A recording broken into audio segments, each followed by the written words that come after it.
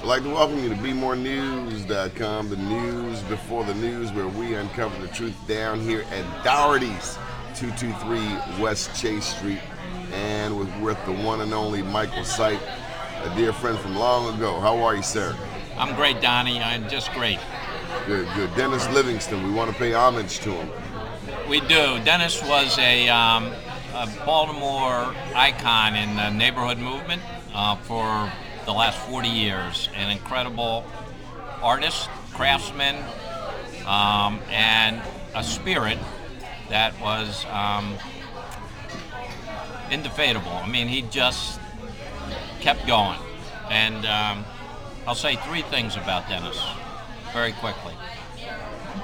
He taught me early on that you always have to listen to the people in order to understand how an issue needed to be addressed. Number two, when you wanted to tackle an issue, go in the back door, not the front door. Why is that? Because the back door had better answers than the front door. And then in his later years and in my later years, I took up art, and he was a mentor to me in drawing, and he always said, Michael, you got to liberate your pencil. And he helped me do that. So some of his work is on display here? Yeah, most of the work up here is his. It's sort of balanced between his very early work in Baltimore, which he did in South Baltimore, and then his newer work he did shortly before he died, which was from a tour of Mexico and Cuba that he was on. And then there are a couple of my pieces up there that he helped me figure out how to do. Tell us about the Baltimore Station. Baltimore Station is a unique recovery program for homeless men with addictions. It's a one-of-a-kind therapeutic residential recovery program. It's been around since 1989. We have 152 beds in West Baltimore and South Baltimore.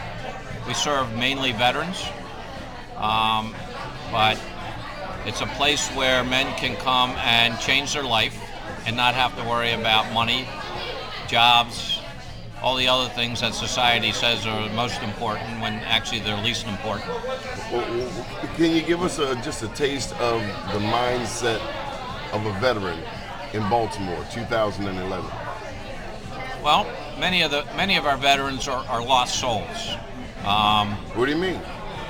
Right now, the veteran population has the highest suicide rate of any population in the country, and it's as high as it was right after the Civil War.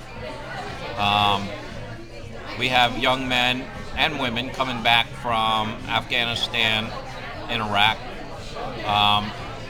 with being discharged in an economy where there are no jobs.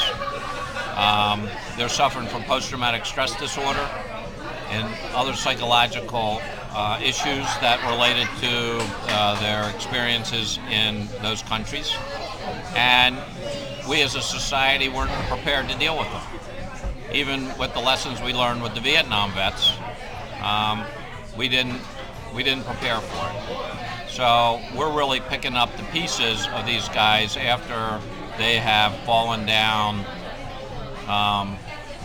and hit bottom. And they come to us and we help them put their lives back together. Now, you say they come to us. Tell them who us is. Us is the Baltimore Station, nonprofit organization. And it is... You're the ED?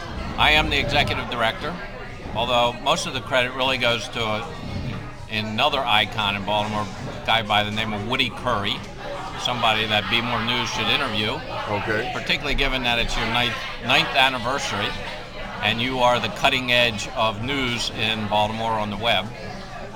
Woody Curry would be a great interview, but he's the clinical director. He designed the program. All of the program staff are graduates of the program, so they've been there, done that. They know what they're talking about, and they give the men the opportunity to go through the behavioral changes they need to go through to succeed.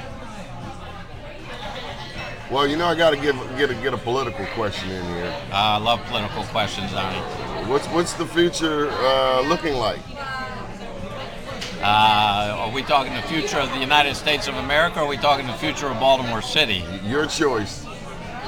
I would say the future of Baltimore City is rocky at best. We're going to continue to lose population. We need some creativity at the top, and particularly in our departments. We need a more sympathetic Maryland legislature if we're going to turn some of these things around. And in the creativity, we need folks that are going to tackle those issues head on, whether it's the foreclosures, whether it's drug addiction, whether it's schools, rec centers. We can't keep saying that the police department is going to solve the problems in our neighborhoods. It's the furthest thing from the truth. And yet we keep spending money on it. We keep tackling that problem as if it is a law and order problem. It's not a law and order problem, it's an economic problem. We have a whole class of people, probably the third generation, that are being denied access to the ladder that they've been promised to climb to the American dream. And we have to come to grips with that. We're not doing that in Baltimore. You've been in public service for what? 40 years. 4 years, 5 years now? 40. 40? 40 years. What keeps you going? The people. Every day I see guys changing their lives. I see despite all the odds, people actually are succeeding. And it's incremental, but it makes me feel good inside. And sort of that's what life's all about. Achieving a level of serenity in your soul. And public service allows me to do that.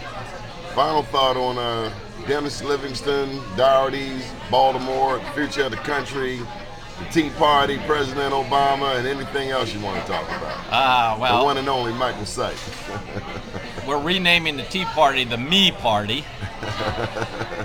Occupy Baltimore. Occupy Baltimore is a great movement.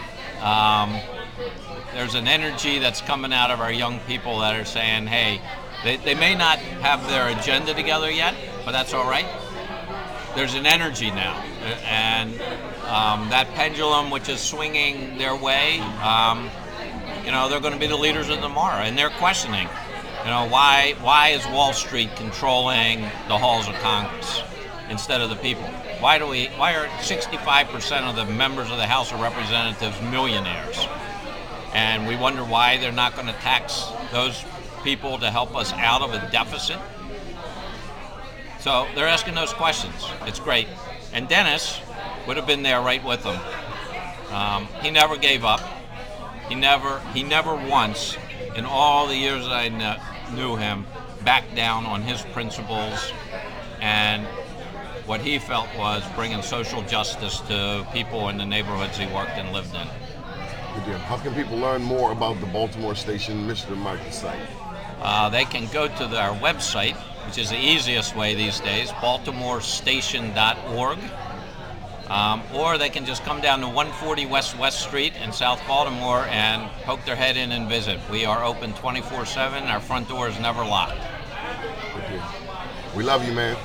Donnie, you're the greatest. Be more.